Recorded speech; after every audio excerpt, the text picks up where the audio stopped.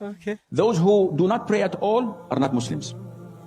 If you do not pray at all, not a single salah, you are a kafir. Even if you say La ilaha illallah Muhammad Rasulullah 1,000 times a day and perform Hajj and fast Ramadan and give zakat, if you do not pray at all, you are a kafir. This is the Prophet's fatwa, not mine, alayhi salatu wasalam. If you pray on and off, you're a hypocrite, because Allah described in the Quran those who are lazy to pray, but they pray. They are a hypocrite. Those who do not pray at all are not Muslims. If you do not pray at all, not a single salah, you are a kafir. Even if you say La ilaha illallah Muhammad Rasulullah 1,000 times a day and perform Hajj and fast Ramadan and give zakat, if you do not pray at all, you are a kafir. This is the Prophet's fatwa, not mine, alayhi salatu wasalam. If you pray on and off, you're a hypocrite, because Allah described... Muslim is not even praying. What kind of Muslim is this? What kind of disrespect is this anyways? Why you don't pray? Imagine someone called you, someone you love them, yeah? Oh, hi, you would answer the phone. You would actively ignore somebody you love. You don't do these things. Imagine your mother tells, come over here, and you just say like this, as if you can't hear her. The only way you can, if you slap your face like... So wake up, your mother's calling you, stupid person. Now imagine Allah, He calls you 5 times a day. He tells you to pray, and you're just like this. No, I'd rather, no. I want to be on my iPad. I want to play games. I'm going to take Allah's food. I'm going to take Allah's drink. I'm going to take Allah's air. But I don't want to pray to Allah. What kind of disrespect is this? What kind of ingrate are you anyway? So this is disrespect. You must pray to Allah subhanahu wa ta'ala.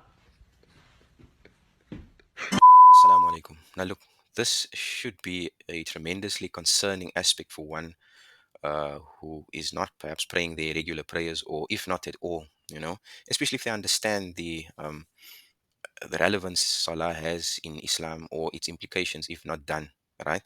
And perhaps there are certain excuses that people come up with, like, oh, I'm not ready, I'm not in the right space, I need a different life setup, maybe a different location, or some Muslims are even unaware of the reality, and they come up with these types of responses like, Allah will forgive me, Allah understand my situation. And certainly it is like that. Allah does understand, but of course one should put one's foot forward towards Allah. The funny thing is that there is this rhetoric that why am I not guided to be in a situation where I can make salahs? And I think that's a very narrow-minded approach to understanding how Allah works, right? And I mean, salah is so important that you could be in the dumps, really, literally, and still there is means for you to make salah. And this is a direct communication with your Creator. This is you asking Him and you worshiping Him, which is His right, and I mean, like Brother Muhammad Ijab mentions there, that this is everything that we are consuming belongs to Allah. And imagine if it were that someone were to, maybe even a loved one, were to extract some resource from you. Wouldn't you want that appreciation? Wouldn't you want that, reverence at least? So I mean, and who are we not to provide that, to offer that to our Lord and Master? So this is what I think we should think about. And I mean, I'd even go as far as to say, if it were that you needed to desperately put food on the table, or it's a life and death situation, then you would do anything and everything in your power to ensure that you stay alive, right? Then salah should be the same, even more so, because this affects your afterlife so drastically. So so now for those who think perhaps maybe later on, and I'll do it later on in life, Allah will guide me to a point where I can fulfill my prayers and so on. I'd still say, subhanAllah, how sure are you of that? How sure are you that, this is guaranteed, that this point in your life is a guarantee? Who's to say that, if this is in your plan, that the next second won't come up and be your last breath, and then what state would that be? How would we die in? What state would we die in? So I think these things need to be looked at and thought about very carefully. But of course, we ask Allah for guidance and assistance. Why is it that the masjid is this packed? Because of a speaker, bro.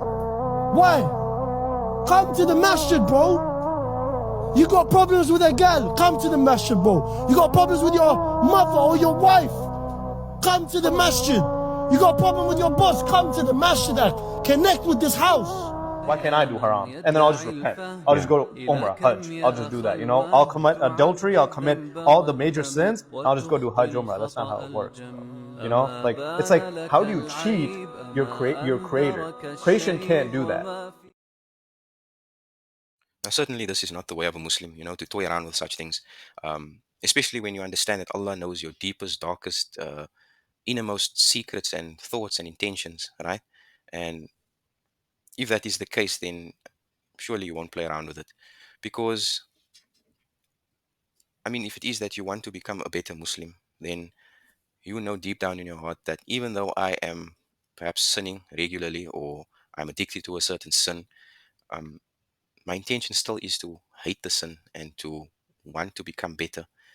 But while you are, enjoying your sin and like, you don't have any type of remorse and you don't feel any negative feelings towards it, but still you think that, oh, I can do such and such and be forgiven for it is also not a healthy way to go about your life. And this just goes back to the whole Salah aspect, because you get people who do make their regular Salah, but are not maybe they're not the best of people. But of course, there is that innermost intention and understanding that they want the sort of guidance, they want the sort of saving from themselves even, so that they are better in society, they're better with their families and even to themselves, and they want to fulfill the rights of Allah. I agree. And on that note, guys, Jazakallah khair for tuning in. Please don't forget to like, share, and if it is that you enjoy my content, definitely subscribe. Jazakallah khair. Assalamu alaikum wa rahmatullahi wa barakatuh.